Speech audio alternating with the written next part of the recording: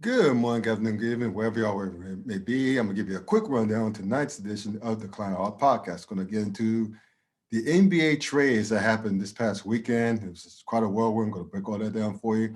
We're also going to preview the 2021 Major League Baseball season. The season starts tomorrow.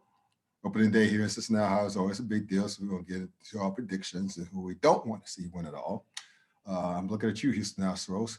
We're also going to go over the NCAA tournament, break down the Sweet 16, actually do it in review and see how many picks I got wrong over the weekend. And last but not least, we're going to touch upon some more HBCU sports in our second week of the HBCU Sports segment on the Klown Podcast. So until then, please subscribe in the lower right-hand corner of your screen. Just pretty much click on that so you can stay updated with our new podcast and my new snippets here and there. And last but not least, get the merch, cafepress.com. Search for the Clown Time Sports. The description will be in the description. The link will be in the description and after the podcast. So until then, I'm tired, but let's just get it.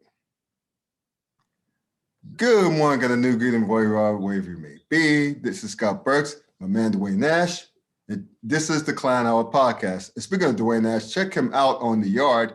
HBCU Sports reps about all things HBCU Sports, as well as Sleazy Radio every Tuesday night on Facebook Live. Check his crew out. They're hilarious. It's informative. You'll learn something and be entertained at the same time. And last but not least, check out his great work on herosports.com. He raps about all things FCS sports, particularly football, among other things, as it pertains to HBCUs.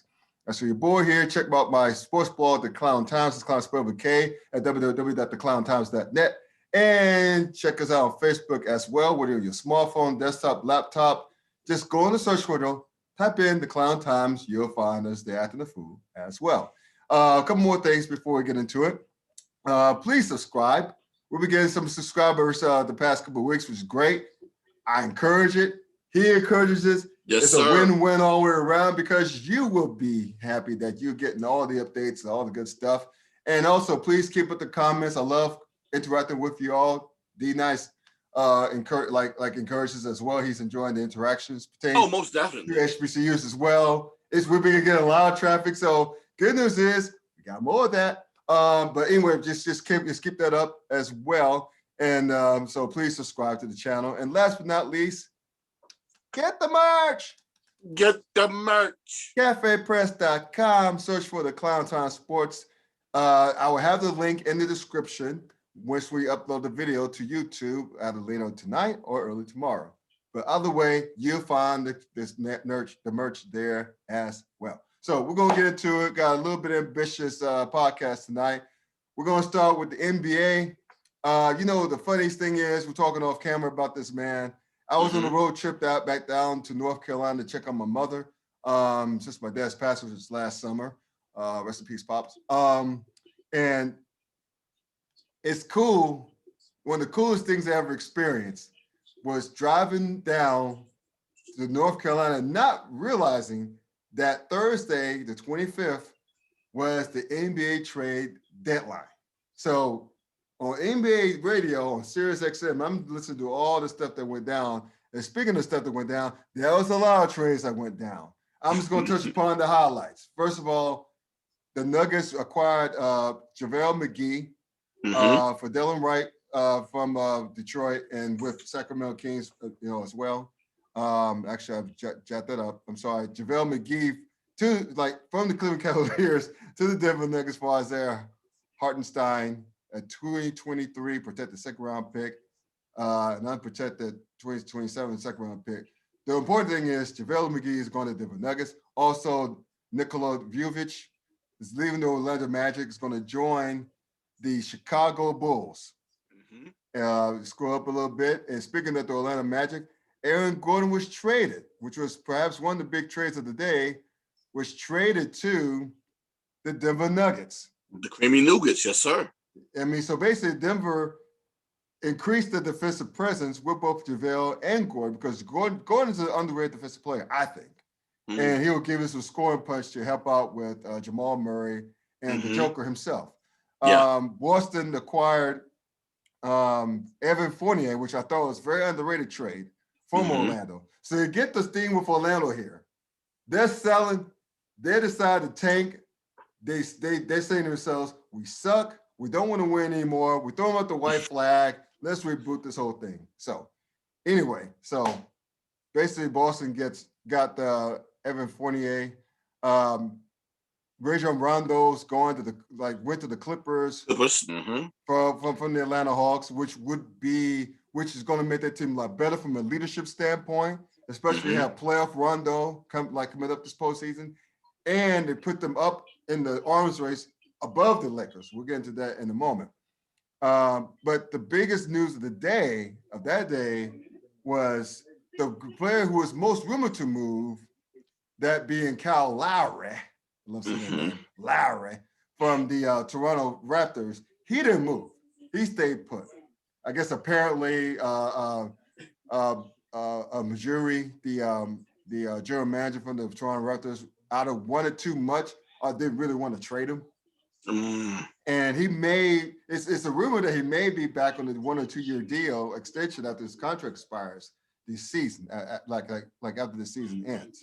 So I guess Majuri's trying to do right by Lowry, who's the best Raptors player of all time. Of all time, most easily, he's an icon in that franchise, in that city. So they're trying to do right by him. Props to Raptors organization for doing so. What we say about that. But the most head scratching, remember when that whole James Harden trade went down? And they had a chance to get Karis LeVert, and instead thought that the brass of Houston thought that Victor Oladipo was a better idea. Yeah. Come to find out, Oladipo not only didn't want to leave Indiana necessarily, he did not want to go to Houston. No. And he made it known. He made it clear when they offered him an extension, the Rockets did, he didn't want to be there. He said, nah, I'm good. So basically what had happened was, instead of getting what would have been a kind of a one-side trade anyway, because you never get equal value for a superstar, and that being James Harden, instead of having Karis LeVert, he decided and he wanted Oladipo, but they ended up going for the shipping Oladipo to where he wanted to go all along. To the Miami Heat for a couple of tomato cans. I mean, a decent role player, Kelly Olynyk, and then and some other dude. So basically, this clown in Houston, as when all said and done, flipped James Harden for Kelly Olynyk and some other dude. I know he must be proud. So just in your mind's eye, who do you think won some of the trades, and who do you think did not know what the hell they were doing? Oh man. See, once again, that's always difficult to answer. Sure. In terms of who wins a trade, who doesn't win a trade, because actually I was just saying this, well, not just now, but I was saying this around the time when and I always got to reference one of a team that I'm a fan of whenever I bring up a situation, especially when it's relevant. Yep. During the Russell Westbrook to Washington deal for John Wall, you don't necessarily know when something is a winner or a dud until like maybe a year after the deal is made. Like when that deal was originally made and the Rockets were on their streak, everyone thought that the Rockets won that deal. Next thing you know, you turn around, the Rockets are on a 20-game lose streak. Did they really win that deal? We don't know. I'll say this, though. There are a lot of teams that did come up as beneficiaries, but you just have to see whether or not these pieces will end up working well with what they currently had on their roster, especially with all of these playoff teams. So you talked about the Celtics getting Fournier. They also got Mo Wagner, who bounced around from Washington, who eventually ended up in Boston. One deal that you didn't talk about was Norman Powell going from Toronto to the Blazers. Another piece that could potentially help out Portland. Like you said, the addition of Aaron Gordon and JaVale McGee infused with that young roster over there in Denver. How would that work out? And then Victor Oladipo going to Miami. How is that going to work when he gets down there? A team that was in the NBA Finals last year that's currently trying to fight somewhere for that 4th, 5th, or 6th seed in the East. And will that so many infusion, injuries too. So many. Yeah, injuries. they've been dealing with a whole lot of injuries. But will that infusion of Oladipo, who wanted to be in Miami in the first place, really be the thing that helps out? The two deals that we talked about that weren't necessarily trades, I thought were super huge as well. One, Andre Drummond, of course, being released by the Cleveland Cavaliers, going to the LA Lakers. We don't necessarily know how that's going to work until LeBron and Anthony Davis both come back. Now, if they both are capable of coming back this year, oh my God, that front court of the Lakers is going to be monstrous. And their ability to rebound with AD, well, God, they both will be AD, won't they, with Andre Drummond and Anthony Davis? And we don't know who the real AD is, though. Well, we don't know who the real AD is. We'll allow them to fight who the real AD is in that situation, right? And then, of course, Kyle Kuzma, who's a rebound machine. And then, of course, LeBron being 6'9", can grab boards as well. So you want to have a bunch of guys that are not only be able to get defensive rebounds, but also extend possessions by gaining offensive rebounds as well. So the only way that becomes a huge benefit to them is if all those guys, well, if LeBron and AD are capable of coming back to make a title run in the playoffs. And if not, then they're going to have to potentially, but they're going to have to re-sign Andre Drummond, which may not be a hard task to do, to try to make that run next year.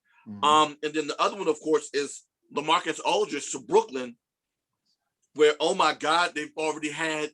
How are they going to get playing time? How many dudes from the buyout market have been in Brooklyn? I mean, you got Blake Griffin. Yes, Blake Griffin. Who is going to get playing time? Who's going to get playing time? I mean, they're going to get ran like an NBA All-Star squad. I guess so. Yeah, that's exactly how they're going to get ran. I guess so. So, you got Blake Griffin, Kevin Durant, Kyrie Irving, James Harden, Joe Harris, Jeff Green, DeAndre Jordan, the Monstars, the spirits of Charles Barkley and Sean Bradley and Larry Johnson all playing on that squad. They're going to be insane. The thing is, though, is whether or not Steve Nash can get all of these guys, like you just said, to play together as a unit and be competitive. Because on paper, this looks like an all-star squad on paper. The thing is, though, will it work out in real life? And as of right now, with the Lakers being the situation that they're in currently health-wise, the Clippers, can we trust the Clippers, especially with a new head coach? I like Ty Lue. I love Ty Lue. I don't like the chemistry, but go ahead. I don't like the chemistry. And then, is Utah too young? Is Denver still too young? What about Portland? Is Portland going to get their act together? What about in the East? Can Boston and Miami rebound? Are the Bucks going to be for real with the injury situation that they're dealing with? They still have to rebound from too. Right. My God, the Knicks, are the Knicks ready yet to compete? Same thing can be said about Philly. I can't believe it. I've been pitching myself every night for the past couple of months. My Knicks are in contention. The Knicks are 4th seed. Followed by the Hornets. And the Hornets. Followed by the Hornets. Who knew? They are a real basketball team. Yes. Who knew? Right? Yeah. So it's a lot of questions that are still out there based upon what these teams are going to be capable of doing, what they won't be capable of doing, and we really won't find out until the playoffs. Well, I'll say this, man. With these trades, combine the trades with the fact that we have now playing games. So I still think it's genius. Genius move by Adam Silver, one of the greatest commissioners in sports right now. Sports commissioners in sports right now. He nailed it with the plan because that limited amount of teams taken. And yes, y'all know teams that want to be in no man's land in terms of like good enough to get in the playoffs, not good enough to contend in the playoffs, which means not going to be bad enough to get a good draft pick. But you still got to draft, still got to do your job. There's no excuses in the end, right? If you're a GM manager and scout. But still, 7 seed through the 10 seeds qualify for the play-in. It's awesome. I think it's fucking great. I think it's great. So which means that it's a sense of urgency to finish in the top 6 of each conference. So in other words, teams 1 through 10 have a lot to play for going into May, into the playoffs, which starts in May. And I think it's great because no one wants to see a bunch of teams tanking. I don't want to see that shit. So and no one wants to see their favorite team tanking. No. So I actually feel bad for the fans in Orlando. I understand that they're on the outs, but for them to go ahead and trade away all of that youth and all of that talent to start from scratch all over again after making the playoffs last year. I guess the way they looked at it, man, is that I guess I think they believe with all that talent that Orlando had that they have peaked. I think the front office thinks that they've peaked the last 2 seasons. And even though those peaks led to first round playoff exits, but still, if they think that even though they're not a free agent destination, despite their being in the state tax-free state of Florida, in this Disney World, the land of Walt Disney, is not a free agent destination like Miami is. Yeah. Oh, let's be real. The Disney thing probably wears off after a couple of months. I'm sure it does. So, especially if you don't have kids. So especially, and plus it's too damn expensive with kids. Yeah. So I can speak from experience. I'm pretty sure you can speak from experience. Hey, I've unfortunately had to dodge that missile. That doesn't mean that I won't. Well, good for you. Continue to dodge it. Count your blessings. Clown should count your blessings. That's good. It's one thing. It's a thing that you do just once in your life. God, that means I've already used up my past as a kid. Then. C'est la vie. But anyway, I'm saying. We made a mistake of going down with this. I know we're getting off subject, but right quick, I know we made the mistake of going on there doing Memorial Day weekend was hot as hell. When there's no trees, crowded. All those it's crowded, no hardly any trees around, all concrete, which meant your ass was baking. Yeah. And we started early in the morning because a good friend of mine, one of my best friend's wife, set it up. So it was like we started early in the morning. We had a good plan. But we started early in the morning and late at night because how things are scheduled. Because it's hard because you guys get reservations for the restaurants there, or on the Disneyland or Disney World rather campuses. Either it's Animal Kingdom, the main kingdom like Walt Disney World campus. I call them campuses. Campus, or the Hollywood, whatever the hell. It's hard to get reservations if you do the dining experience on the Disney World Resort. And it's good for the kids. They get to see the favorite characters dressed up. Yeah. Which is what you're paying for when you go to eat. Let's just be real about that. Yeah. But really, if I had to do it over again, but knowing that I know now, just stay with the local restaurants. There's an awesome Cuban restaurant we went to last night. It was great. I wish we'd done Cuban food every night, but that's not here nor there. But again, like I said, it's good to do once in your life. That was my second time being the Epcot Center. I went when I was a teenager. Yeah, with my parents. But yeah, that's it. I've been to Epcot twice.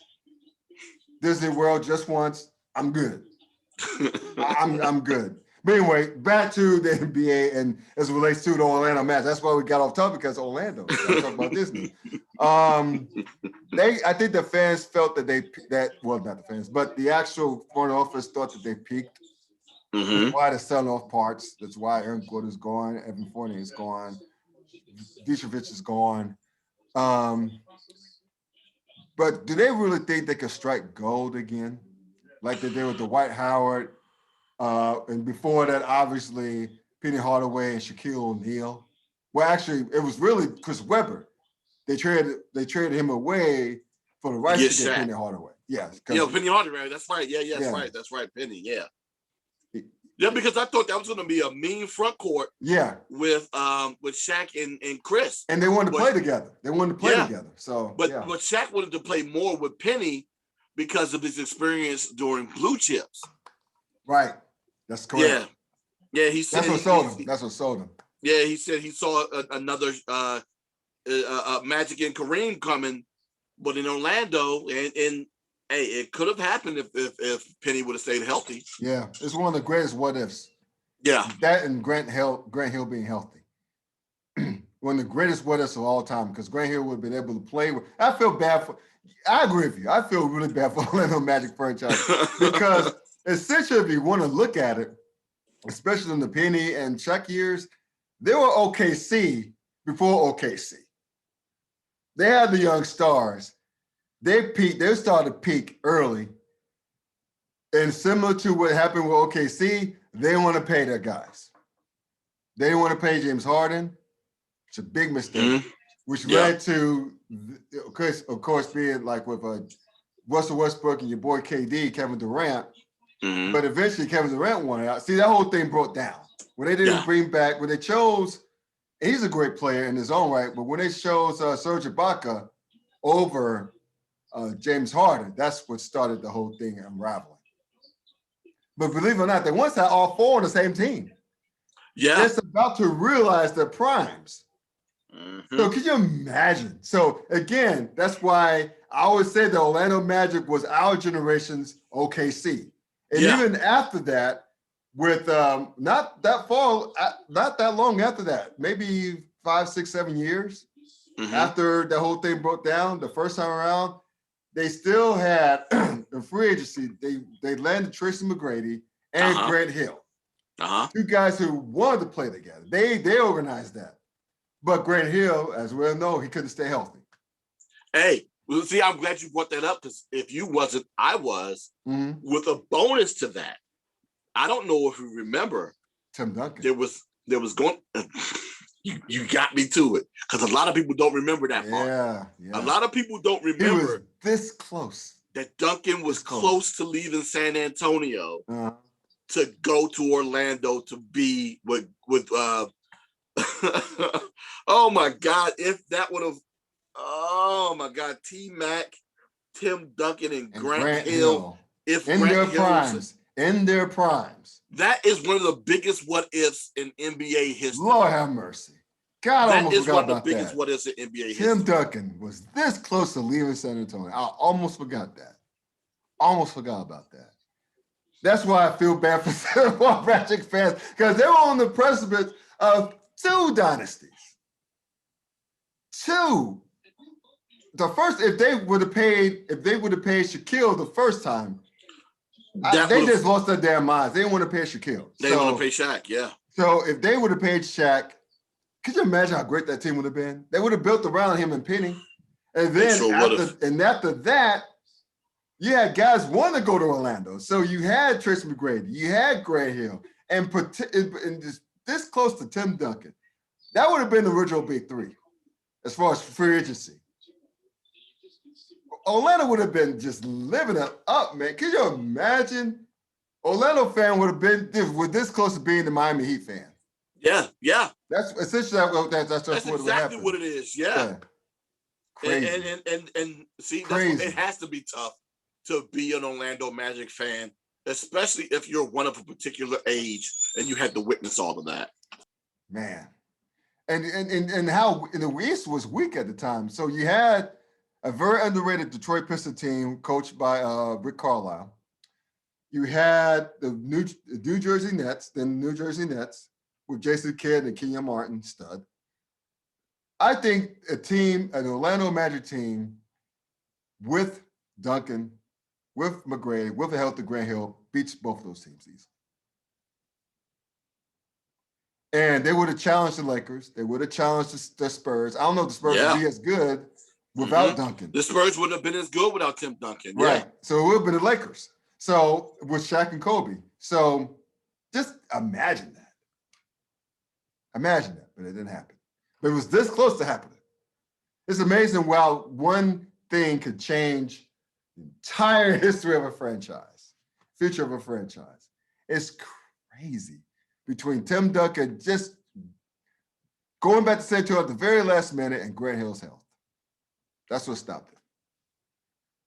Crazy. So we feel bad for you, Orlando Magic fans. You're going through the same shit again, rebuilding again. I shed one single tear for the Orlando Magic A fans. third I tear. do. Because, to see a team that was fighting for a playoff spot and was potentially looking to do the same this year with a bunch of young talent, for them to just clean out house like that. Yeah. Third tear. Yep. Yeah. But speaking of tears, how's it like being if being an Orlando? I don't think being an Orlando Magic fan is bad. At least they're trying. Mm-hmm. Try being a Houston Rocket fan. What the fuck was that GM thinking? Essentially flipping James Harden for Kelly Olynyk and another dude. I don't know if he knows.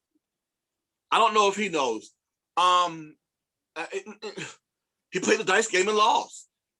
Big time. He crept the hell out. Yeah. I don't know what he didn't see that I saw. I mean, I'm not calling myself a genius or Nostradamus or whatever, but to know or to be aware of the fact that Victor Oladipo was looking to go to Miami and play, but yet and still you still trading for him with the hopes of signing him, and then it turns out that it didn't work out.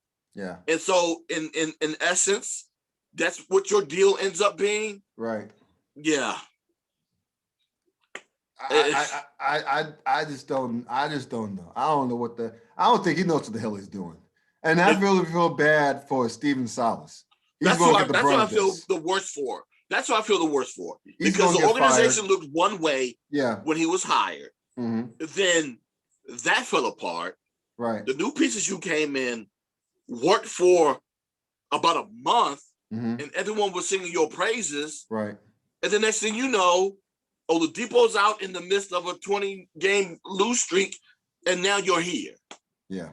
As one of the drudges of the NBA right now. And it's not Silas's fault. No. He didn't ask for James Harden to get fat and one out.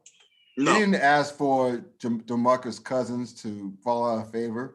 He didn't ask for Oladipo to not want to be there. He didn't ask for his general manager to be a roar. That's now on Silas, but he's going to get the brunt of it. I mean, that's unfortunate. Exactly. He worked so hard to get to that point to become a head coach, and he gets stuck with this. It's just. And the thing is, he's not the GM. No. All they can do is play with the pieces that he's given. Right. And it's unfortunate that the pieces that were there didn't want to stay, and then there were other pieces that ended up leaving. Yeah. It is what it is, but I just hate that for Steven Silas. Meanwhile, when you mentioned the buyouts earlier, I like Drummond for the Lakers more because I don't know how they're going to fit Lamarcus Aldridge in that rotation in Brooklyn. They already like crazy at the top in terms of leadership in the locker room, a lot thereof. Kevin Durant being all super assistant, like Ralph Tresvant, when going back and forth with Michael Rappaport. You have what's his name? Kyrie Irving taking a sabbatical for a birthday. It's just a hot mess. So I like Drummond more so in LA because he brings rebounding, he brings rim protection. And once LeBron and AD and Anthony Davis really gets healthy, they're going to be great defensively in the front line and they provide some depth that they really needed. Because I think with getting Drummond back and Drummond to the fold, I think that's the Lakers' way of admitting that they made a mistake in not retaining JaVale McGee. Yeah, because they don't have a defensive presence in the middle. That's what helped them out last year. Yeah. And so I think they're right in the wrong in that. But if you look at it though, they righted that wrong of allowing JaVale McGee to go and getting back Andre Drummond. I would have done the same thing. If I would have had a crystal ball and it would have said, AD, get rid of JaVale McGee because you're going to get Andre Drummond. Out of here. JaVale would have been out of here I heard the rapper Mano say once, "There's nothing faster than a Pune." There would have been nothing faster than me getting JaVale McGee out of there, knowing that I was going to eventually end up getting Andre Drummond. There's no way in the world I would have been able to get him out of there fast enough. Right. Knowing that, because that's a huge improvement. You get more points, you get more rebounds, you're getting a guy that's a walking double-double, a guy that averages 13.7 boards per game. Yes. Good God, yes. And like you said, he is a defensive presence. Yeah, so He'll give you 4 offensive boards per game. Give me that, please. And that will help them in the playoffs because we all know that they're going to go through 2 teams. They're going to have to go through Utah. If things stay the way they are now, stay where they are now. They're going to go through Utah, and they're going to go through, more than likely, they're going to go through the Clippers. So they need defensive presence to deal with those 2 squads. Now, Utah's a great defensive team as it is. The Lakers have more scoring options and more experience on their side than the Jazz. Yeah, it's just that it's that arms race. They're all gearing up for each other. Clippers, Lakers, then the Nets. Because Six didn't really do anything. No, they didn't have to do anything. And they wanted to do something. They wanted to do something, but they have to because they're still in first place in the East without Embiid, which means that everyone else is playing well. Simmons is still locking the dudes down defensively. He's impacting the game, rebounding, assisting the ball, and defense. And they're winning right now without Embiid. Now, once Embiid gets back healthy, they're bringing him back slowly, which is great, which is smart, because you need him for the stretch run. He was the MVP candidate before he got hurt. So, I mean, between really outside of Brooklyn, if you're Philly, are you really worried about Milwaukee? I know Milwaukee upgraded in the offseason, but until they show me something until you show me. Especially Giannis. I'm looking at you, Giannis. I'm looking at you, Greek freak. Unless your ass shows me something in the playoffs, unless your ass shows D-Nice in the playoffs, what's going on, and other fans, I'm not counting them in. So it's really outside of Brooklyn. Should Philly fear anybody else? The answer is no. Probably not. No. The only way that I fear anyone, I would have to be in a playoff series with them, and I would have to be down 2-1 or 2-0. That's the only way that I would start to be concerned at that point. Yeah. Because I don't know if Philadelphia is capable of turning it on during the playoffs, because we haven't seen them do it, and that's their head coach included, outside of Boston. Right. So talk about disappointment. Yeah, we can't. Yeah. We can't forget about that either. So, if I'm Boston, I'm confident, but I'm not cocky. Right. Because they haven't done it as a unit yet either. So they still got to Missouri me too. They still got to show me what they got as well. I can't believe Boston hasn't gotten this shit together. They're so talented. They're so well coached. It's something they're missing. It's something they're missing. They're not that soft. They're that tough.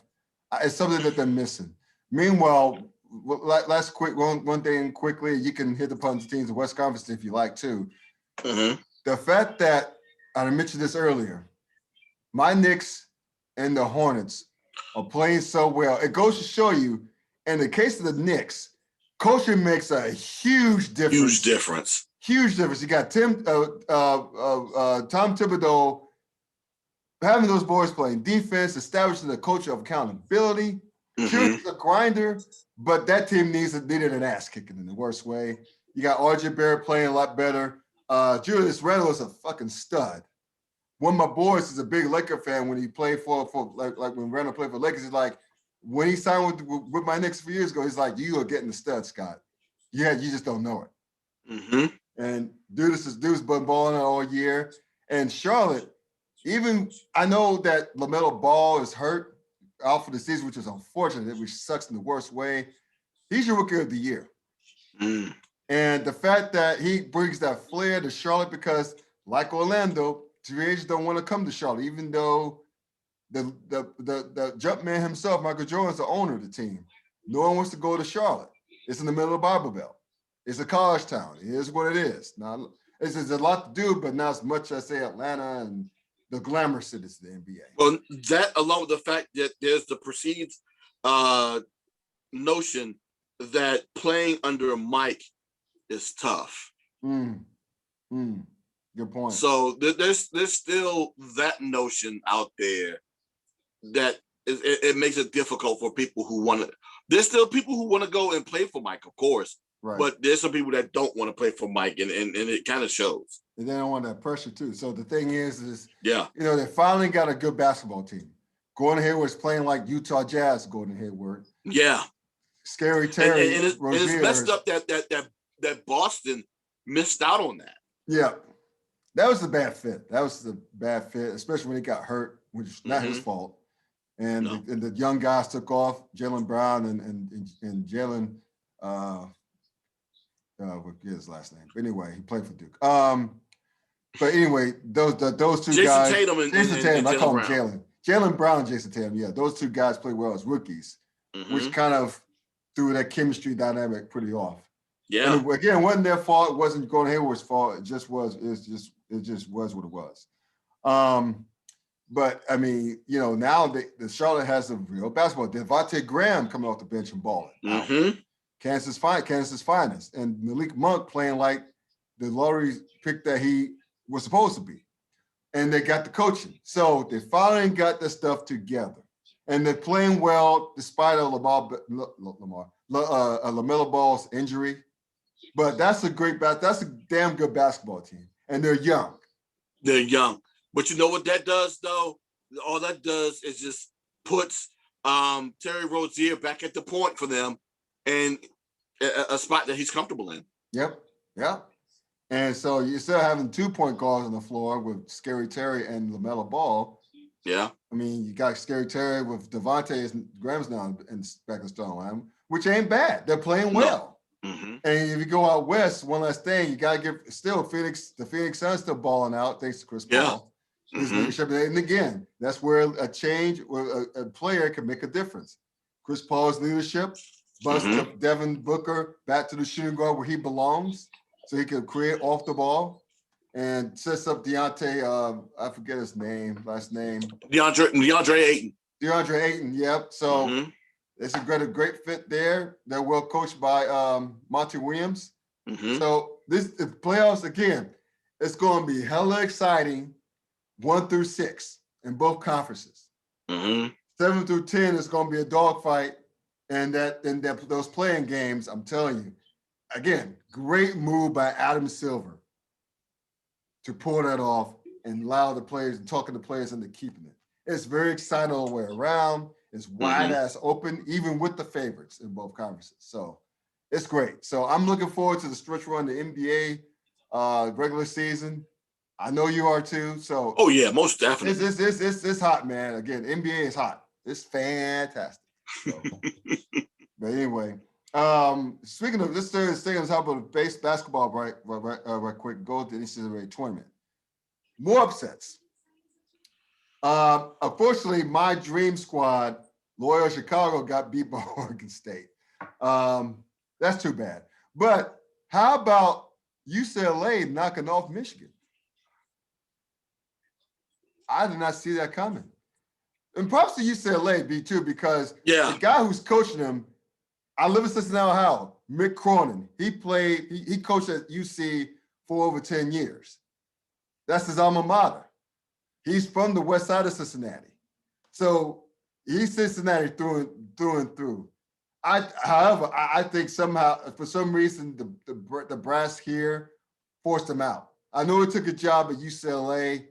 I know it seemed like he controlled his own destiny. I think UC kind of forced him out because they kept coming up short in the NCAA tournament year after year after year. But again, good for Mick Cronin.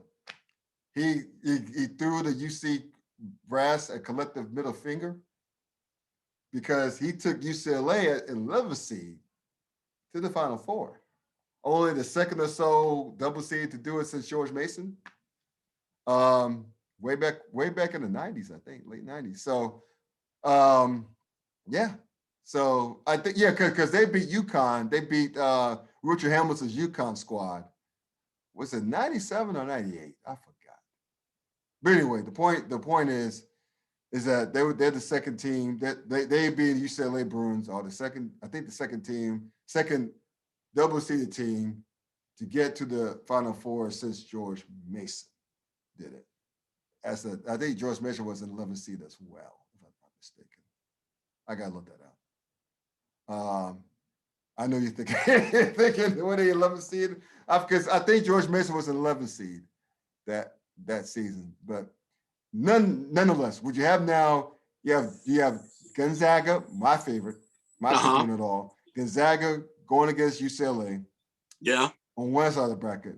And the other side of the bracket, which I think is probably going to be the game of the tournament, you have Baylor and Houston from the old Southwest Conference days. Both teams get out there defensively. They're both long. They can both defend. They're both well coached. I'm happy for Kelvin Sampson of Houston. Yes. From going through finally that career hell that he endured. First at IU, Indiana, and had to go through the NBA as an assistant for many years. Come back at Houston, and there they are. So God bless him for that. Oh, to your point, it wasn't George Mason. It was VCU and Shaka Smart. Oh, okay. Got also it. As an 11th seed. Okay, that's right, because they were one of the last teams to get into the tournament. Yeah. And people were saying that VCU shouldn't have been in the first place. I do remember that.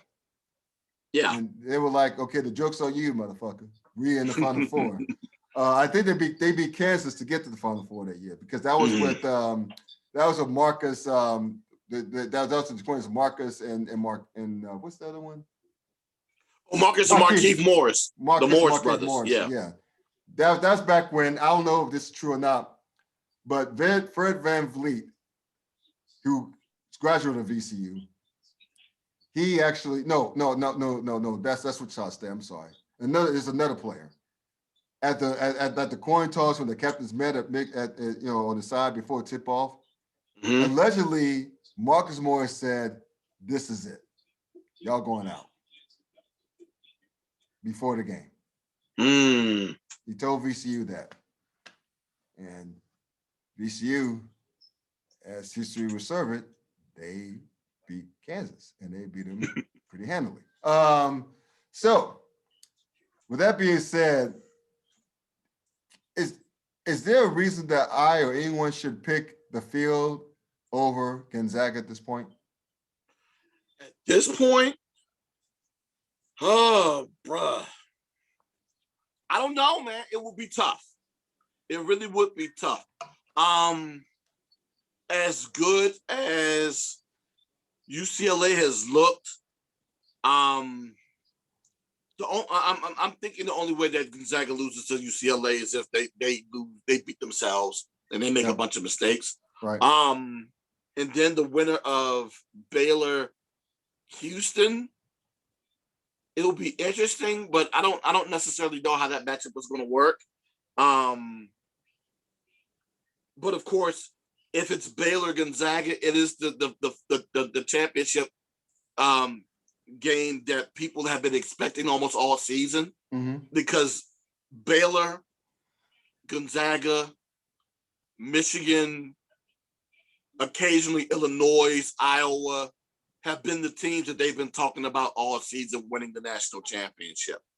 Everyone else has kind of been like, meh, especially within a real good Big Ten and a real good Big 12 conference, as well as those teams played within those conferences. I don't think anyone thought that anyone other than Baylor, Illinois, or Michigan would potentially be a championship caliber team. Right. Maybe Ohio State, especially after their run in their conference tournament. Right. But I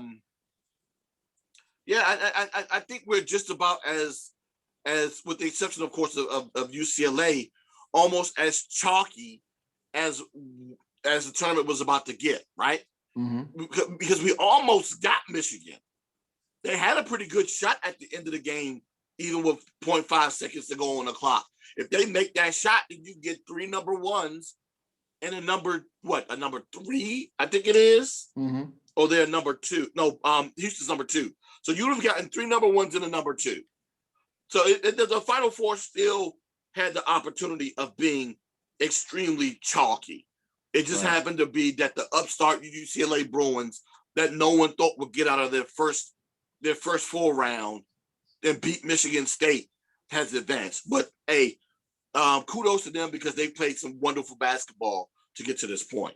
Yeah, and this may be the team, Gonzaga. It's maybe the second undefeated team ever. Yeah. Outside of IU years ago, because we all thought that UNLV was going to do it that one year. Was it 93? No, it was 92. No, it was 91. 91. When they shot, made black people upset everywhere. When they shot UNLV, when they were shot by Duke. But the year prior, I mean, they destroyed them the year before. They destroyed them the year before. Is the last major conference team to not win it. To win it, I'm sorry. Yeah. And Gonzaga is looking to do that same feat and Houston this year. Gonzaga and Houston. And Houston, that's right. Yeah, from American.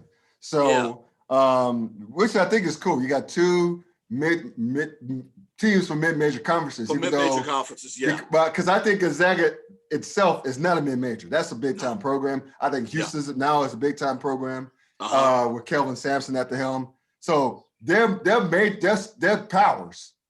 Not only to respect the conference, but in college basketball now, because Gonzaga's proved that for years and years and years and years. We all know. Oh my God, Gonzaga. How fun would it be to have a Houston Gonzaga final? That would be hot. That would be hot. That would be very hot because you got two powers from little guy conferences. Yeah. What's essentially what's going to happen. And then remember, Houston, they were left at the altar twice when the Big 12 was formed. When they had to go into Conference Siberia after the Southwest Conference dissolved. Yeah. And now when the Big 12 was looking to recruit teams, which turned out they didn't bring anybody in, they were finding it hard to get in on them to be rebuffed by Texas. Yeah. They didn't say it was Texas, we all know it was Texas. So they want to spread in more of that kitty throughout the conference. So but which is cool to have Houston playing against Baylor, two former Southwest Conference foes. And they're not that far from each other. This is traveling wise. Waco and Houston, yeah. So but I'm happy for Houston in the sense that they're spending money on both football and basketball. They have the facilities for both. They got great coaching. I know Dana Holgerson, football coach there, he came over from West Virginia, he was very successful in West Virginia. So this is his second year in Houston. So he's just getting his foot in his recruiting. So I think giving him a little bit of time, I think they'll be fine with him. But I say all to say this: Houston spends the money to be a Power 5 power, because that's their oil money down there. It's Houston, Texas. That's the oil money. That's that aerospace money. That's that alumni. They're spending the money. And so it's going to be good to see them get the exposure that they deserve, this basketball squad. And it would be great. You're right. It would be hella awesome. You have two power teams from mid-major conferences duking it out for the title. That would be awesome. I will say this, one last thing. I mentioned Michigan earlier. I'm a big fan of Juwan Howard. I really wanted Juwan Howard to get his squad to the Final Four because, for one, the lack of black coaches in the D1 level. It's documented. We see it.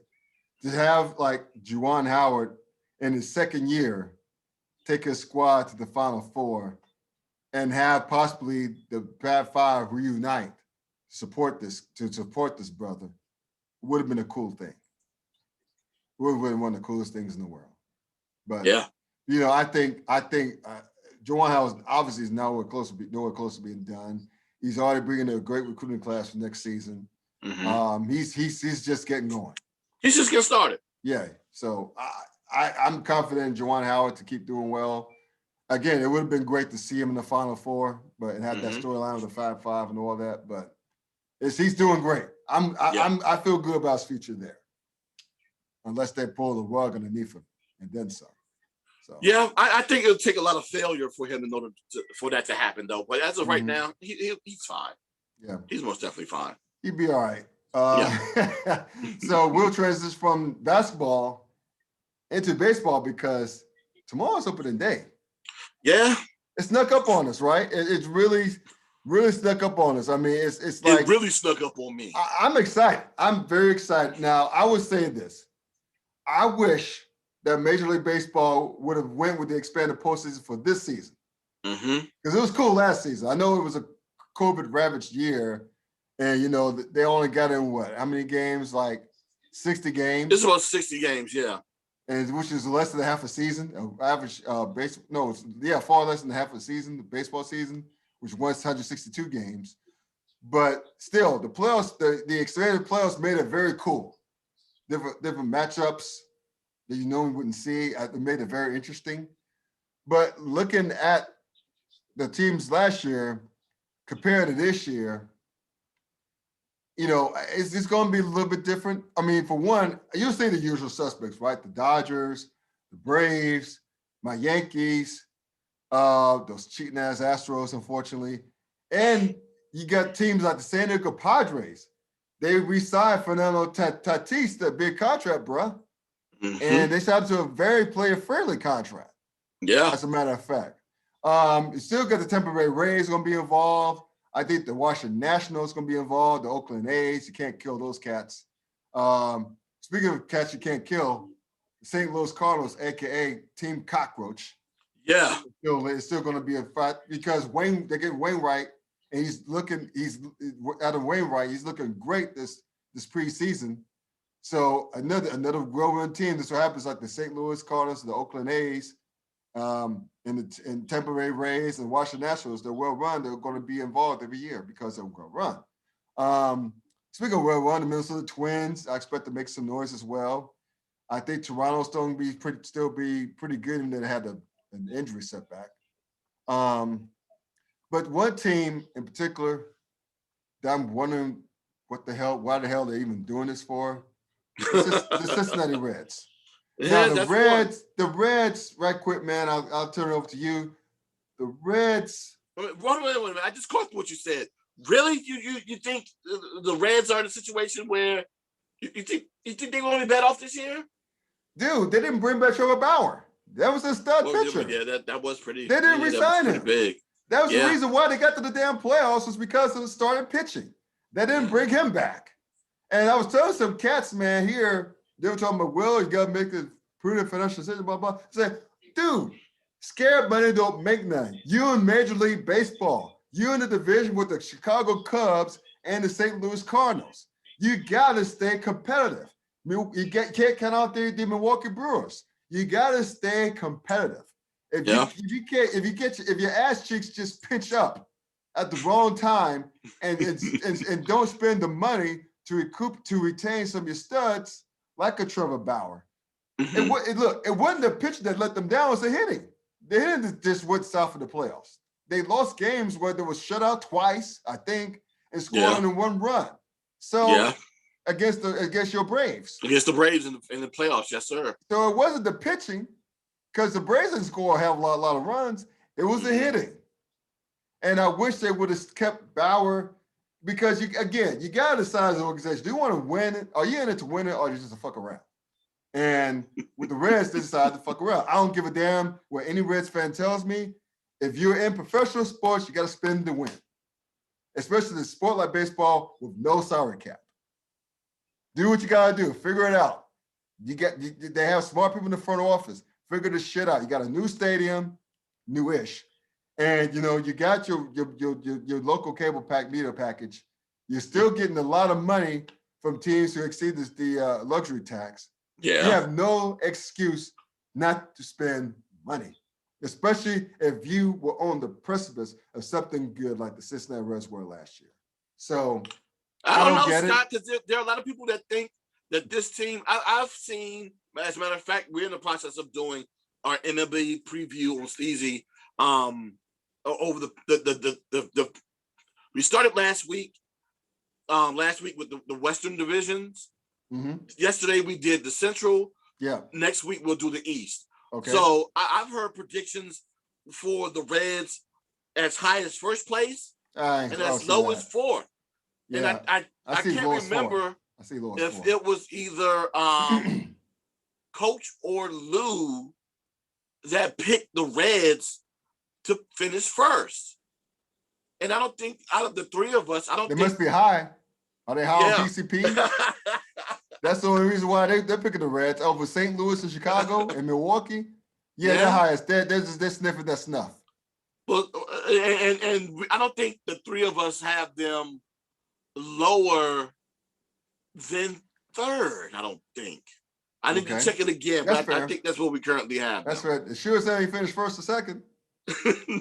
Not those cheap ass Reds. No, they don't deserve it. They're cheap. Again, you're in professional sports. Are you in it? Are you in it to spin it to win it or not? You didn't bring back Trevor Bauer. I'll get you on that. Close. But of course, the Oakland A's will say, "What about us?" But they're not well. This is the exception to the rule, though. Yes, because they're not as well run. The A's are one of the best run organizations them in Tampa Bay and St. Louis and all baseball. Yes, those three franchises. Because especially with Tampa and Oakland, they're doing it with less. Yes, year after year after year after year. Cincinnati's not that. Yeah, they're not that. So if you're not that, if you got light in the bottle, you got to keep the bug in the bottle. You had it with Trevor Bauer. Yeah. Again, you're not as well. The Reds are not as well run as Tampa and Oakland and St. Louis. And then the fact that Bama went to LA. Yeah, exactly. The rich just got richer. So thank you, Cincinnati Reds, for being cheap and giving a rich ass team like the Dodgers another shot to win another World Series because you just made the Reds better. You made the Dodgers better without even have to blink an eye. Now it's interesting, right? Because normally we will cry bloody murder if this was the Yankees. If this would have happened to the Yankees, well, if this would have happened to the Yankees, people will be crying bloody murder. The thing is, I haven't heard much of anyone complaining about the Dodgers doing this deal, and it's Yankee hate. It's Yankee hate. They hate my Yankees. They're tired of us. Even though we didn't go to a World Series for the first time, and this is the only decade, the 2010s, that you didn't go to World Series. We didn't go to World Series. That's just goes to show you the excellence of the Yankees. Going every decade until the 2010s. Yes, I'm that fan because we got the hard way. We got 27 reasons to be assholes. We got 27 reasons to be assholes. If you don't want us to get number 28, beat us. That's all I ask. Or if you're the Reds, you just rush on your laurels, but after 3 or 4, however the hell many that you guys have, maybe 5-ish. But hey, if you saw your 5, you won't be cheap. This is the week that Scott's delivering the hate. I don't know how I feel about it. I'm a little jealous because I thought that was my job. But hey, this is Scott's week. Have at it, baseball fans. Dude.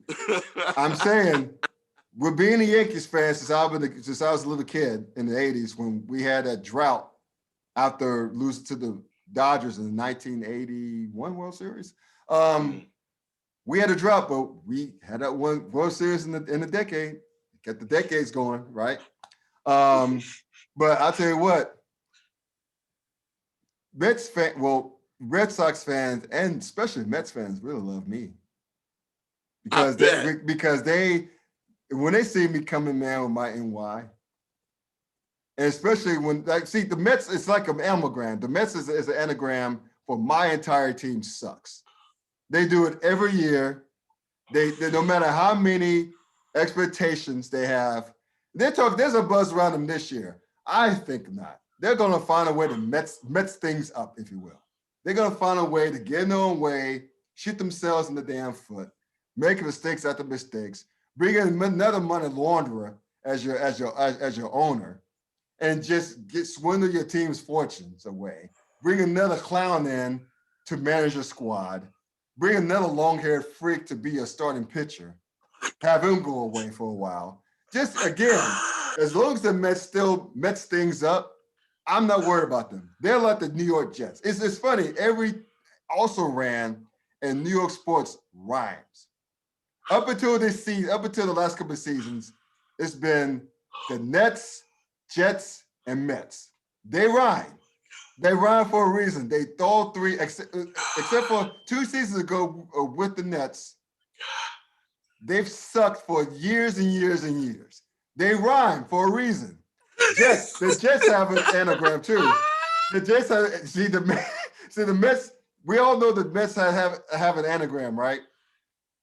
Here's the Jets. The Mets is my entire team sucks. The Jets is just end the season. Or if you stick a D in there, just end the damn season. Because they're bad too. I couldn't think of one for the Nets for years and years and years. I've tried. Lord knows I've tried. But I can't talk much because the last couple of seasons, because the Nets are actually good. Yeah. And they're better than my Knicks. Your Knicks, I can't say anything now. But I will talk a lot about the Mets and Jets, especially the Mets. So Scott is bringing the flamethrower. I got fans. New York teams right now. I have friends for some reason who are non-New Yorkers decide to be Mets fans. Go figure it out. That? I have a buddy of mine I grew up with who's a Mets fan, who's from Wilmington, North Carolina, has no roots in New York City whatsoever. None of the 5 boroughs of New York whatsoever. He's actually has roots in Chicago, which is why he's a Bears fan, a Bulls fan. And Bears, Bulls, Mets? I don't know. But anyway, maybe we could whistle this something. But anyway, the point is, I mean, even the Mets' best seasons, their best players were coked out. Darryl Strawberry was high on wherever the hell, and Doc Gooden, Dwight Gooden, was tweaking on whatever he could get his hands on while he was on the mound. And who knows what Gary Carter was thinking. And what's his name? Keith Hernandez was apparently hammering chicks in the dugout during games. They were a complete mess when they were good. So I'm just saying that they had that 1 year glory when poor Buckner, Bill Buckner, let the ball go between his legs for the hated Red Sox. Look, I enjoyed it because the Red Sox made them look bad. They had that curse going on until somehow Big Papi and Manny Ramirez cheated themselves to a couple World Series, but hey, that's not here nor there. But anyway, if it weren't for that season, you would have had the one miracle Mets season from 1969. Oh my God! That would against the Baltimore Orioles in 1969. Yeah, that was a great Baltimore Orioles team. So yeah, it was. So all that said, all that New York hate out of the way, or Mets hate out of the way. I don't see them doing shit this year again. So you know what? Yeah, neither do I. Mm-hmm. To quote Axel Foley, well, that actually wasn't Axel Foley. It was that other police officer. I'm not falling for the banana in the tailpipe. I'm not. I fell for it once. Once. I'm not falling for it again until the Mets prove me wrong.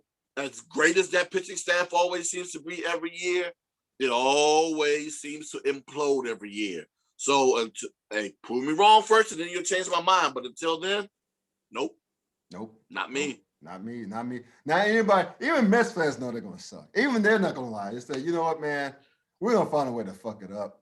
I'm not even going to pick them. Why show up if you're a Mets fan? Why show up for games? Why show up? You know what's going to happen. You're going to Mets things up. Okay, let's just go to the standings. Let's just go to who I think is going to win it all. All right. Like, okay, I think we're sharing a brain on some of these, right? I think, let's start from the American League. We'll work our way down. All right. I like my Yankees. I think the American League is going to come down between my Yankees and the Rays. Okay. I get the slight edge to my Yankees right now. I don't know what the Rays are cooking, but those two, it's going to be between those two teams.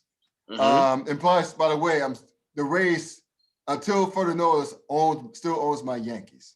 They just dominated them last year. In the AL Central, this is what's going to be different.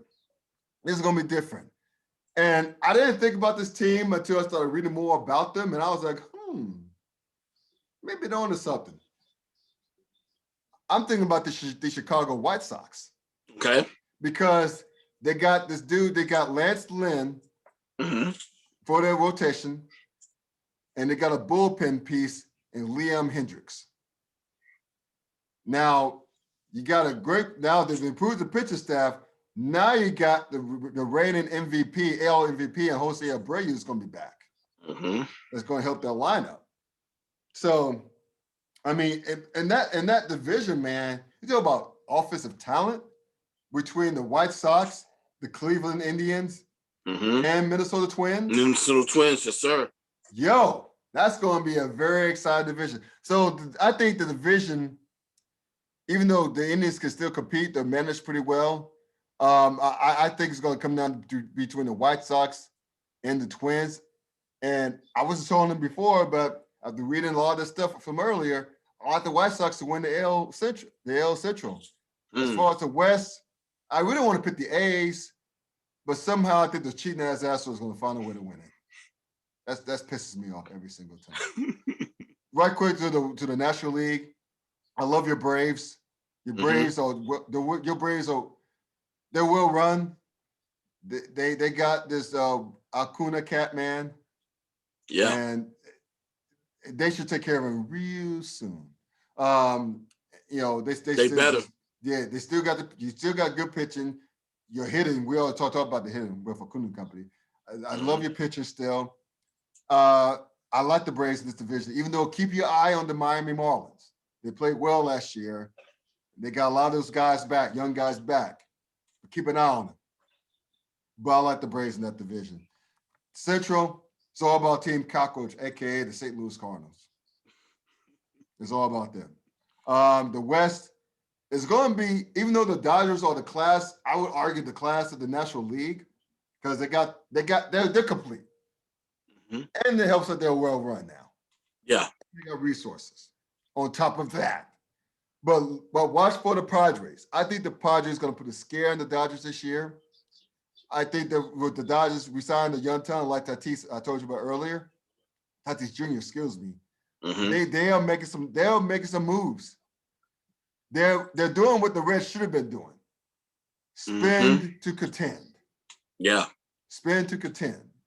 So, but we already know that the Reds aren't doing shit, but that's why I was like, this is what the Padres doing, Reds fans, this is what your team should be. You should be more like the Padres. But anyway, I like the Padres to make some noise. I think the wild cards, since they're not going to go to expanded playoff format again, I think my wild cards are going to be in the American League, going to be the Rays.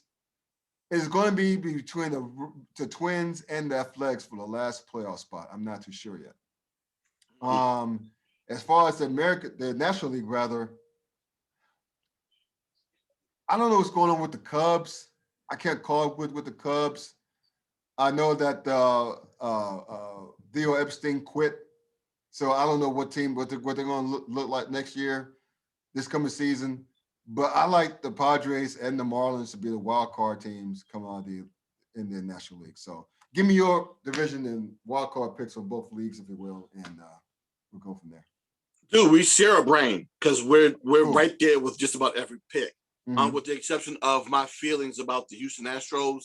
I come from a city where banging on buckets and trash cans is looked at as being musical genius here. So I have no issue with the Astros, with them doing what they did.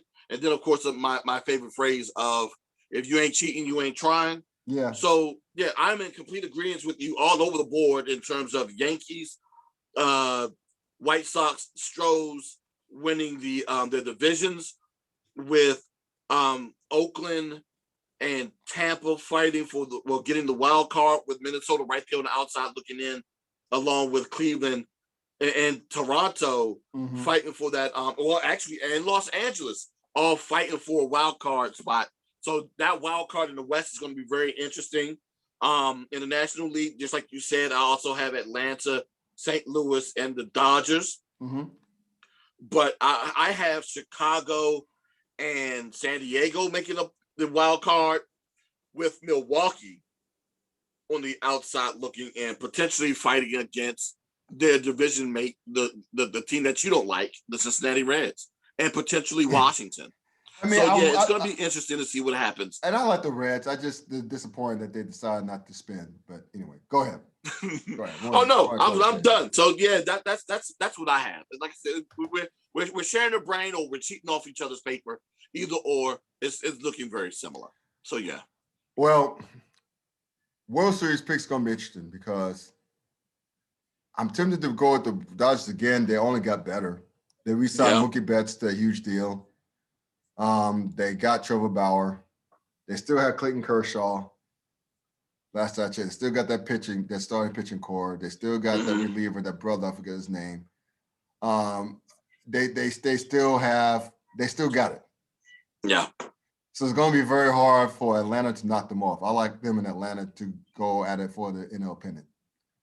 Two teams, two great teams, separate themselves from the rest of the National League with apologies to the team cockroach, the Cardinals, they're well run. They end it every year, but they're not Atlanta, and they're sure as hell not the Dodgers. So it's hard for me to pick the Braves over the Dodgers, but it's going to come down between those two squads. I like the Dodgers in the National League. American League is going to be tougher because I want you to be right about the Astros. I want them not to be good. I want them to not win. But I have a feeling that they're going to. I mean, I don't think they have Verlander. I think isn't Verlander retired? No, he's not retired. Is he like gone? I do not know. They don't have Dallas Keuchel anymore. We have Dallas Keuchel. Yeah. But fuck it, I'll go with the Yankees. It's out of the Yankees. I want to see what happens with the White Sox with the pitching core to go along with the hitting. To see if the starting pitcher works out, they're going to have something to say. I know Tampa's always going to have something to say. I know the A's, the Oakland A's, going to have something to say. So if the injury guys don't ravage us as they do every single year, I like my Yankees, but damn it, it's going to be hard to pick them. It's going to be hard to count out the Rays, the A's, and the White Sox. I think the White Sox are going to surprise a lot of teams. I think the White Sox can be very good. I think they're going to be very, very good. So it wouldn't surprise me if the White Sox represents the AL. It wouldn't surprise me if Tampa gets back to the World Series. It wouldn't surprise me if the A's do it. So what I'm trying to say is I have no damn idea who's going to come out the American League now that I think about it. But if there were no injuries, just sheer talent, I love my Yankees. But I'm scared of the Rays. I'm scared of the A's. I'm scared of the White Sox. Let's put it that way. And until further notice, no one's been the Dodgers in the World Series. Yeah. Plain and simple. So I'm going to go a little bit off with my picks for the pennant for both leagues. For the AL, I'm actually going to go Tampa and the White Sox. Okay. In the AL. Okay. Now, Justin Verlander had Tommy John surgery. Right, correct. So, yeah, it looks like he's going to miss, even though they got him on 60-day DL, looks like he's going to miss the remainder of the season, well, the entire season. So, God, I could be chalky and go Tampa, but I'm gonna go different. I'm gonna take the White Sox to surprise everyone and win the AL this year. Okay, that's a good pick. That's a good pick. Again, they got the pitching now to go on where they hit it. And as much as I want to take Atlanta over the Dodgers, God, the Dodgers got over that hump of being underachievers last year. They did. And did so in dramatic fashion. Especially Clayton Kershaw. Yeah. Especially him, but go ahead. Especially him. It's so, with them doing that and the addition of Bauer, it's going to make it difficult to beat them dudes. Yeah. So I'm going to go Dodgers as well. And yeah, until further notice, unless it's injury riddled, I'm taking the Dodgers. Yeah. Yeah. We're practically sharing the brain. Yeah. We're probably, because the Dodgers, they're that squad, man. I mean, again, they got them all again. They got them all. They're well run. They got the studs. They got the resources. And thanks to the Reds, they're more complete with Trevor Bauer. So, yeah. Anywho, that brings us to our last segment before our random shit. So when we talk about things we've forgotten about, HBCU Sports. So again, folks, I don't know if you tuned in this week for the first time. We decided to add an HBCU Sports segment because we love HBCU Sports. We both have degrees from HBCUs, the same college as in our case, North Carolina A&T State University. So we started, like, we've been talking about HBCUs almost the entire time we've done this, went to the video format of the podcast, and have a lot of positive feedback from HBCU fans of HBCU athletics and fans from athletics in general. They're just curious about HBCU. So we're going to keep it going since my man D-Nice here. He covers HBCU sports on the side, as they say in the South. We're going to have him bless us with some HBCU sports knowledge, and we'll go from there. So the floor is yours, bro. All right. Well, first and foremost, I'm gonna go ahead and start. It's going to be a very busy weekend in HBCU sports. I'm gonna go ahead and start with the news that everyone is probably excited about. There's going to be big HBCU football being played this weekend. First and foremost, the one that everyone has been buzzing about, of course, is Jackson State, coached by one Deion Sanders, will be facing Coach Prime, the Southern University at home. And the reason why it's such a big deal is because, of course, this game will be played on the mothership. It's going to be played on ESPN. So you got HBCUs front and center and full stage on ESPN. Big deal. I mean, even though I have my feelings about the move, I'm excited for HBCU football fans, and I'm excited for Jackson and the SWAC and Southern for this move. They'll get an opportunity to play on ESPN.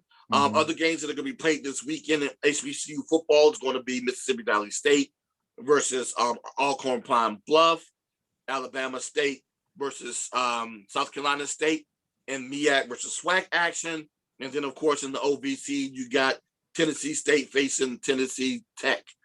Also, in HBCU football news, during the weekend of April 9th and 10th, at the University of Alabama, Birmingham, there will be 41 NFL draft eligible players from HBCUs participating in the HBCU Combine. This is the same HBCU Combine that they tried to run last year. Yeah. But unfortunately, since it was being held at the end of March, which of course was right at the beginning of COVID, it was canceled last year.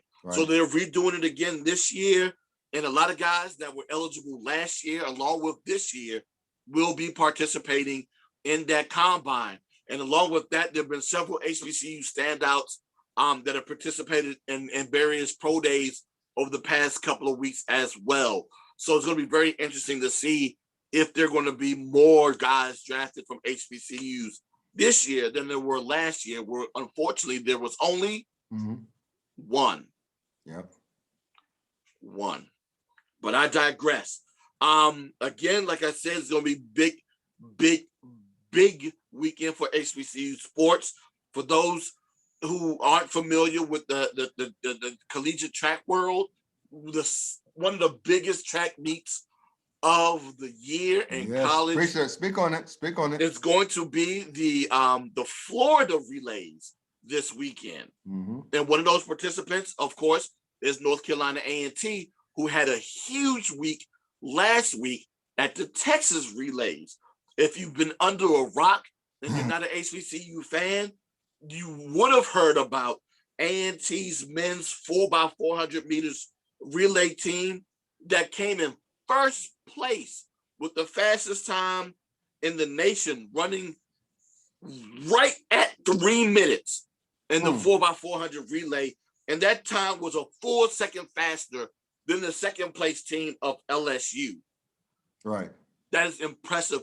The teams that they basically beat the majority of the SEC in that finals. Speak on it. Yes, and that's the one thing that these track fans are starting to recognize now, that this small school in Greensboro, North Carolina is producing some burners, and they're competing heavily against these power conferences. And a lot of these schools don't like it. Oh my God. Other performers from North Carolina A&T that performed well at the Texas relays, sophomore sprinter Cabria Sturgis, she walked away with first place in the women's 200 meters, running a 22.87 in that event. Sturgis also finished third in the women's 100 meters, followed by teammate Jonah Ross, who finished fourth, who was the freshman daughter of the team's coach, Dwayne Ross, and Kamaya DeBose Epps finished sixth in the 100-meter dash as well. Abbas Abkar, I'm sorry for mispronouncing your name, son. Abbas Abkar finished third in the men's 800, and because of their respective performances this past weekend at the Texas relays, the Lady Aggies were ranked 8th in the nation by the USTF-CCCA in their outdoor season's first track and field rating index this past Monday, and the men's were ranked 15th in the nation. So kudos to North Carolina A&T and their track program. Hell yes. Congratulations to them, and shout out to the SWAC and the MEAC who are holding their volleyball championships this coming week. As a matter of fact, I think the SWAC volleyball tournament was called due to COVID.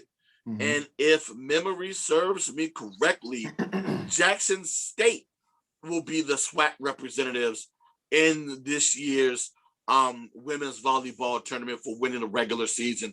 We'll find out who the MEAC representative is going to be, I think, in the coming weekend as well. Like I said, it's a big weekend for HBCU sports. Awesome. My eyes are going to be everywhere. Everywhere. Yes. Not everywhere, but everywhere. Yes, this Saturday. So I got to figure out how I'm going to do this.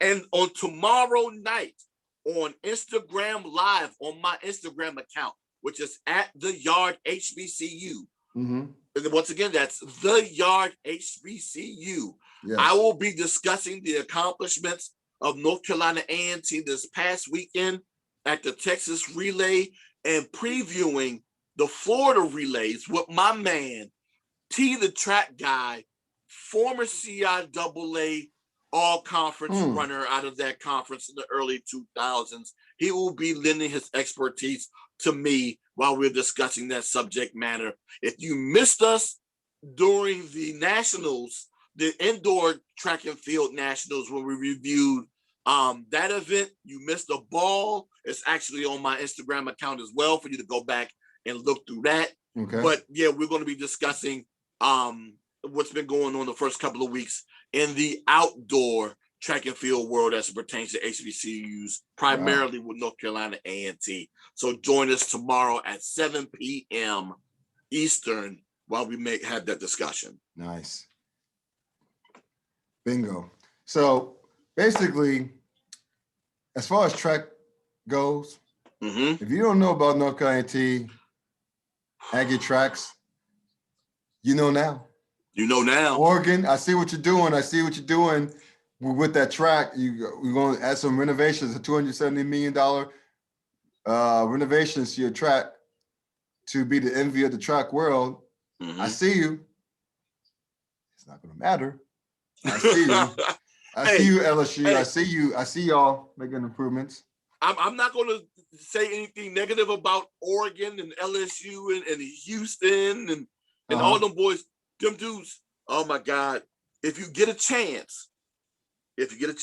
Now, unfortunately, A&T men's relay for the 4x100 meters, they came in fourth. If you get a chance to watch that race from this past weekend at the Texas relays, to see what that LSU team did, and that Houston team. LSU is serious. I remember Texas used to be serious in track. I don't know how good they are now, but they're still good. But yeah. I mean, LSU, Oregon, like you said before, Houston, especially in outdoors. I mean, you got Burrell and you got what's your boy's name? Carl Lewis as coaches there. Yeah. Of course, they're going to attract the talent with former Olympic greats. So yeah. Didn't what's his name? Carl Lewis go to Houston? Isn't he a Houston alum? I think that he is. I think he's a Houston alum. Someone's going to correct me on that and say probably not, but I'm gonna go ahead and because I know not Ben Johnson. I know Michael Johnson was a Baylor grad. He's a Baylor guy. I do know that. So I think he is. I think Carl Lewis is a Houston grad. He's a Houston Cougar grad. I think he is a Houston grad. Someone out there fact check me on that. But while y'all doing that, going back to football, when I say the Deion effect with TV, I'm telling y'all, the rest of you, the SWAC may not like it, and they probably don't. But guess what? The shiny new toy. I know you didn't like it, but the shiny new toy, bringing eyes to the SWAC, bringing eyes to HBCU football. May not like it, probably don't like it. But like I said about the ACC and Notre Dame last week, it is what it is. I'll say this, and I've said it before. It's not that I don't like it, because I do, right? Mm-hmm. What I don't want fans to do is to get misconstrued on why it's the case. Like you said before, and like I said before, they're the shiny new toy. And at the same time, it's happening because it's the springtime. It's happening. And ESPN really doesn't have any other programming. Let's be real. I'm going to be real here. It's going to be truthful. And it may sound like I'm hating here, but it's true. Don't believe me? Taking case in point, last week, what was ESPN showing last week? They were showing women's college basketball and the Frozen Four. Right. If you don't know, women's college basketball and men's hockey, collegiate hockey, are fourth and third in terms of revenue generation for the NCAA. There is no way in the world the SWAC is bumping them to get on ESPN. Right. You know who's not participating on anything this weekend? NCAA women's basketball is not participating on anything Saturday. Right. And the Frozen Four. Matter of fact, the women are Friday and Sunday. Correct. So that leaves that Saturday wide open for somebody to come in there in that slot and get in there. If you don't believe me, I want someone to go check and see what was once there that was going to be airing on that Saturday at 4 p.m. I'll wait. I know I know what was on the list. I'm not going to say it because I'm not going to be perceived as a hater again. Well, I probably will. But still, yes, you don't have anything to show, but you have this new toy. So why not play with the new toy? Again, I'm not mad because it's your turn. Relish in it. Just know that it's not going to be this easy come the fall. Right. So for everyone that's going to be screaming bloody murder in the fall, why isn't ESPN showing the SWAC the love that they used to show in the spring? It's because you got other boys you got to compete with. Let's be realistic here. That's why I'm saying relish in this moment now, enjoying this moment, and learn to parlay this into something coming in the spring. That's what my hope is. With that, we're going to get to the random shit segment brought to you by no one. Things that we forgot to mention earlier in the podcast. Right quick. I don't know if you heard about the Deshaun Watson and his handsy lawsuit. 21?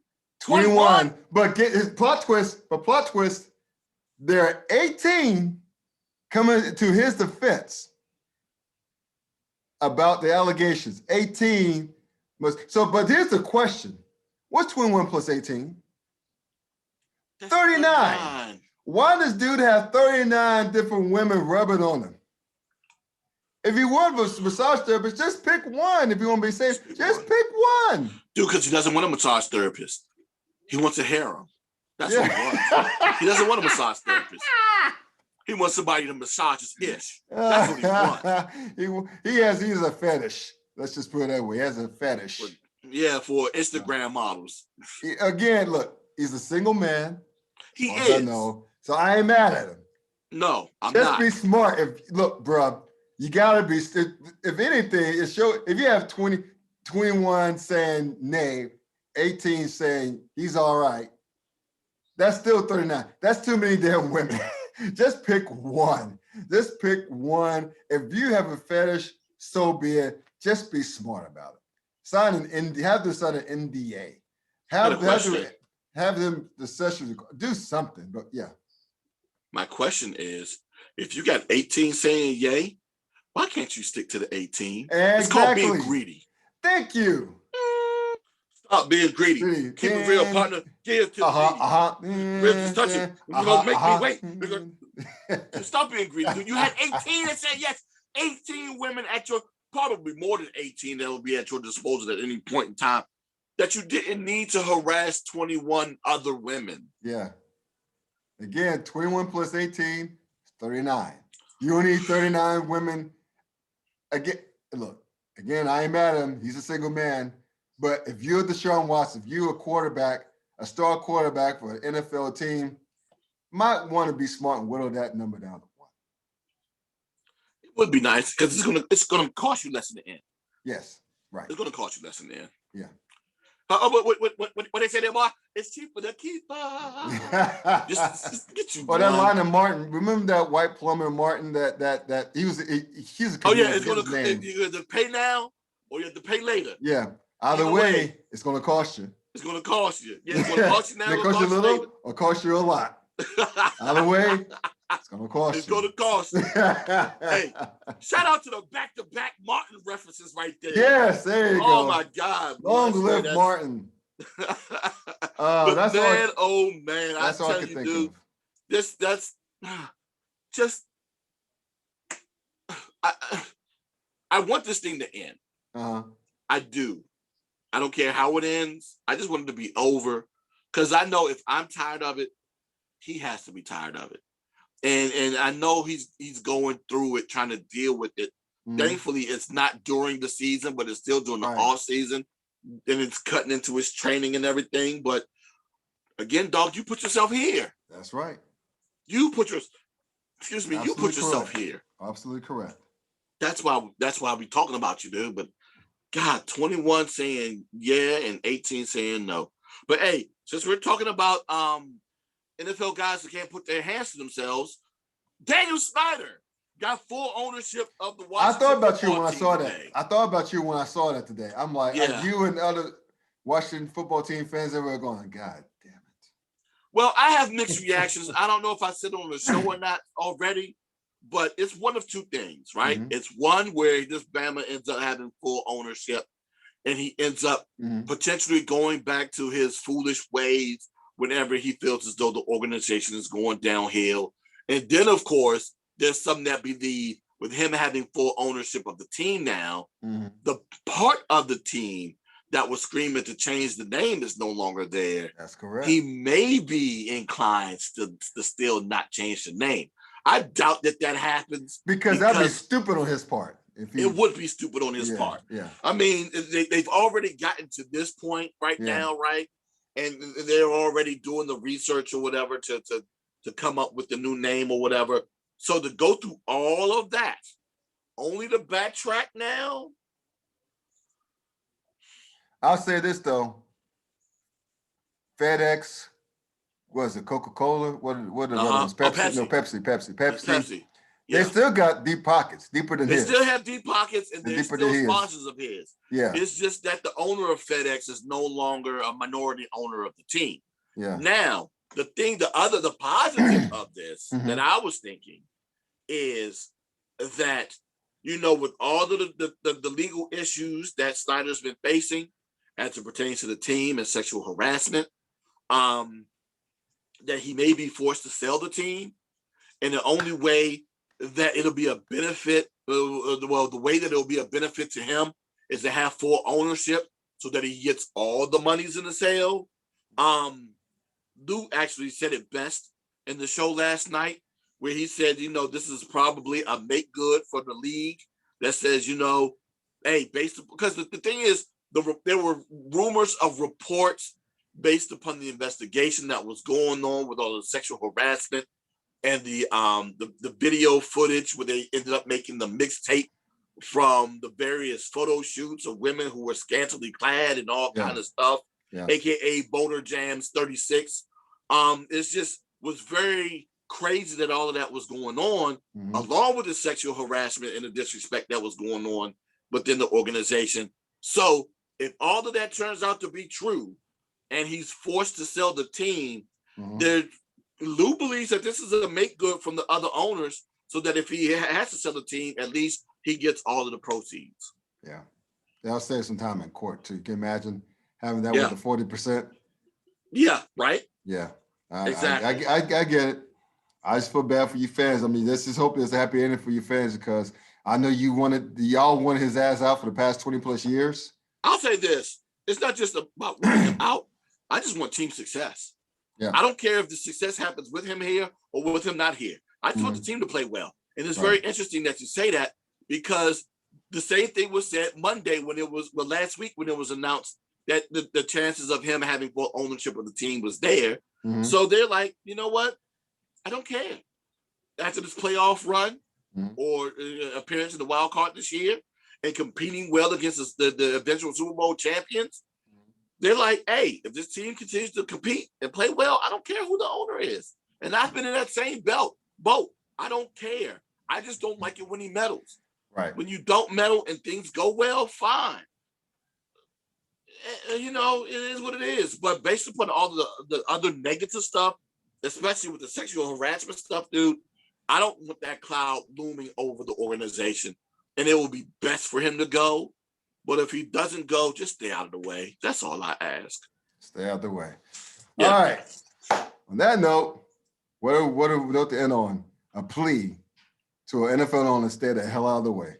Oh, no, there are a couple of more random issues. Oh, go ahead. I'm sorry.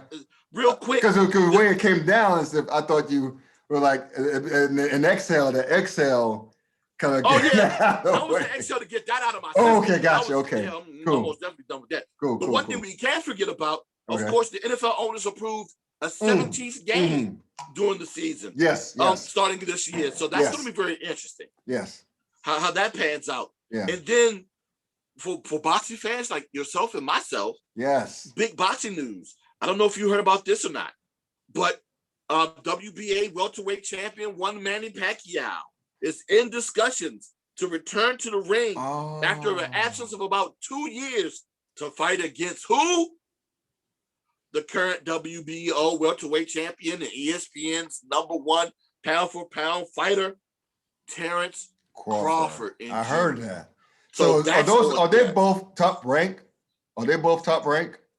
God, that's a great question. I think they might be. I think they are. If they're fighting is now the pay-per-view will be on ESPN. Period. You're nodding your head with that soda. Yeah, but that little sweet tea, yes, sir. Oh, sweet tea. My bad. Yeah. No, not a problem. But yeah, I think that it will be on ESPN. Yeah, that's top rank. It's top rank. It has to be top rank because I know Pacquiao's top rank. I was pretty sure that Crawford was, but I went for certain. Yeah, because Pacquiao's last couple of fights were ESPN. Okay, so it makes sense. They're both top rank. So that would be cool. That would be awesome. I know Pacquiao's way past his prime, but he's the name. And so is Crawford. Yes. That makes for a big fight. That makes for a big payday. That makes for views. That makes for eyes. So hopefully the pandemic will scale back some more and more, so you have more of a crowd there. Yeah. By the way, I'll be watching from the confines of my home for myself. So will be. Yeah. The jungle, which I'm in right now. So you don't see the plants in the background anymore, but hey, that's this is the jungle I'm in, the summer. So. But yeah, so I'm equally as intrigued by this. There was that short streak where Pacquiao was losing to tomato cans. We're like, is this the same Pacquiao that we got robbed against the Australian cat though? Remember he fought in Australia, that cat who literally got his ass beat by somebody else? Yeah. He got robbed. But anyway, not that's not here nor there. Yeah. And then of course, he's turned around since then. So if we can get the good Pacquiao back against Terrence Crawford, I'm gonna be one happy dude. Yeah, I'm definitely tuning into that just because of the names. Both names. Yeah. So I'm not gonna cut you off on your. Okay, cool. Well, we're in the show then. Thank y'all for tuning into the Klown Hour podcast. Oh, no, one more. I am sorry. Oh, I got you. Let me go ahead and hurry up and get this one out because this is big news, especially for me. I'm more so happy about this, but it's still big news in the sports world. just this couple 2 days ago. Russell Westbrook. That's the reason why I wore the cap. Russell Westbrook got another triple-double. We had 36 points, 21. He's closing on Oscar Robinson's record, right? Well, it's not the fact of Oscar Robinson's record. It's the fact that he now had that's the first person to ever do a triple-double with 20 or more assists.